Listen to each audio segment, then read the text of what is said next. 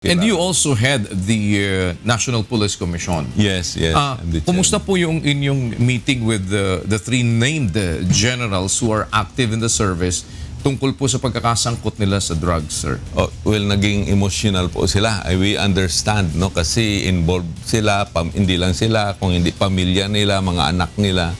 So, yung integrity nila, yung personality nila, naging questionable, no? So, naging emotional sila. So, nakinig lang kami. So, sabi naman namin, we assure you that you will get fair trial.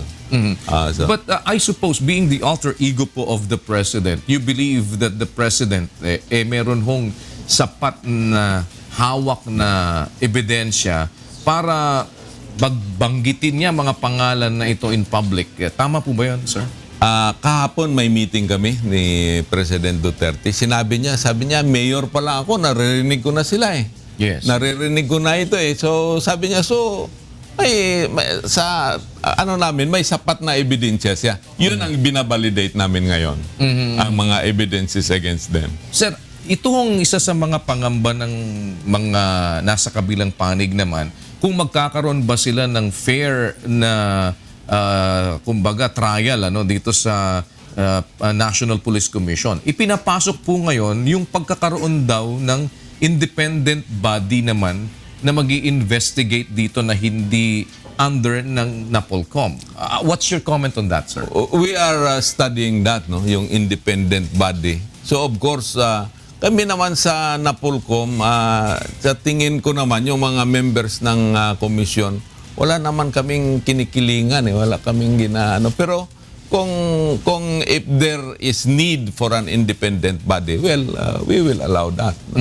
Pero dapat mag-decide na muna kami because sabi ng body, pag meeting namin the other day, sabi namin, we decided na before the end of July, we will come out with an order or a decision. So hindi po matatapos itong buwan na ito, meron na kayong desisyon whether these generals are guilty or not. Oh, yes. So, okay. Kasi administrative lang iman yung sa amin eh. So yung the rest, yung criminal, sa korte na yan. Yes. Ang administrative meaning sila po'y matatanggal sa serbisyo. Madidismiss sa serbisyo. At walang matatanggap na anumang benepisyo. Yes, yes. But the criminal aspect of that will still be filed sa criminal court. Criminal court. Okay. Not in our court. Yes. Kasama din ho, yung kasi parang ang swerte dun sa sa sobrang lawak. Hindi man active na itong si General Loot, siya naman mayor. So, pasok pa din sa inyo. Nakipag-usap na ho ba sa inyo si Mayor Loot? Well, nag-text kahapon and he said he will come to my office today. So, well, sabi ko, okay, you are welcome. I will listen to you. So, hindi lang siya.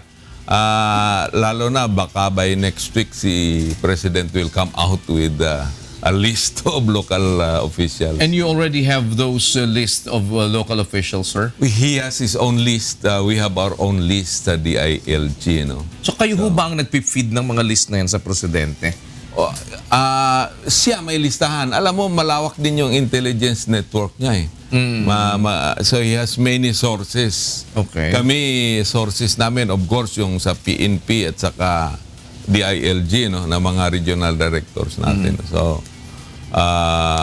yun lang ang sources natin. So meron siyang maraming sources. Pinagbangga na po ba ninyo yung mga sources ninyo? Parang tinignan nyo kung sa karamihan magkakapareho? Yeah, magkakapareho din. Meron po bang mga nandun sa listahan ng Presidente na wala sa inyo?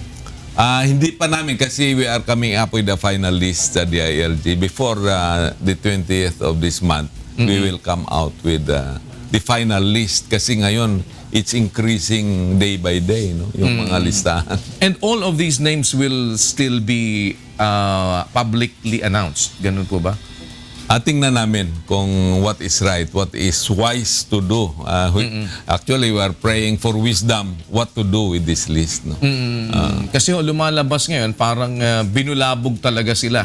At winarningan na kagaya nung wag na kayong pumunta dito sa Pilipinas, sabi ng Presidente, or else sasabatin namin kayo talaga.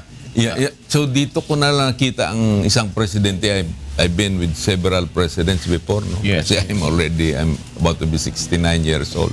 Dito ko lang nakita kasi yung isang presidente, isang tao na grabe yung tapang. Especially in protecting the Filipino people. So he's risking his life. Sabi niya, kahapon, gira na ito. This is war against drugs. Kasi nakita din niya kung gaano ka grabe yung sitwasyon natin sa Pilipinas. Kasi itong mga drug lords, hindi magdami ito unless they are protected. Kung hindi sila protected ng mga nasa pwesto. gobyerno, hindi sila magdami at saka maglaki. But because they are protected by our government people, grabe. So, grabe na ang sitwasyon.